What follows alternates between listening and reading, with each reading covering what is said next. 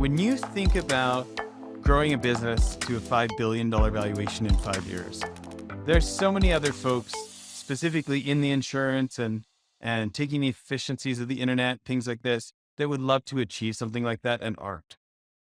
What do you attribute your success to? Like, what have you done that others haven't? Yeah, I mean, look, it's easy to try and distill the $5 billion into a sort of a 5 year success story, but I've definitely been going at this and learning how to build companies and for a considerably longer period of time, probably measured more in decades than years.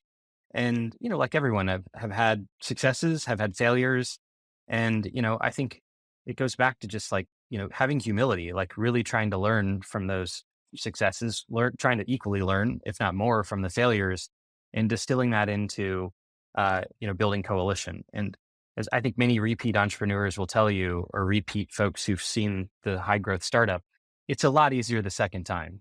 It's even easier the third time. And and so I think, look, a good part of the success is owing to that, and want to be open.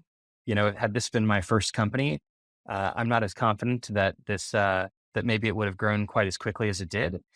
It also just look, I think of like building a company as being having fewer ingredients than baking a cake, right? And not that I'm a master baker, but it's like what, water, flour, eggs, I guess sugar if you want it to taste decent.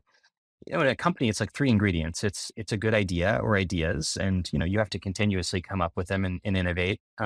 It's capital, and it's people. And people, by my imagination, over all of my years of experience, are by far the hardest part of that equation. And there's two parts of it. There's attracting talented people.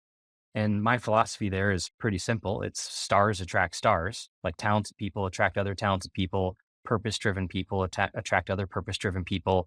So, like, really focus hard on the folks that you're going to go build your organization with, the values they embody, because they're going to attract people that look a lot like them, and that compounds, right? It's not just the financial aspects in a business that compound, it's the talent and it's the people that you have.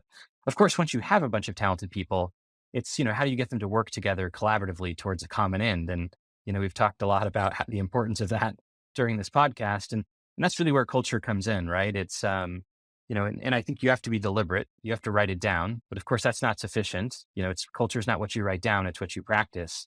But really having a strong culture is what can get a group of amazingly talented people to work together collaboratively. For you, what does intentionally practicing it look like? Like, how do you get enough meaningful repetitions to build habits? Like, what does that actually look like for you guys? I'm guessing it's not just posters on a wall somewhere. It's not just posters on a wall. No, I mean, a lot of it's been building them into like fun moments in the company where we recognize people. So, we had a whole mantra of like sweeping the floors. Like no one's too big to do the small tasks that need to be done. And that's especially important in a startup where, whether you're like doing the dishes and turning them on so you don't have fruit flies flying around your office, or, working on the higher value add stuff, it's like everyone's got to chip in.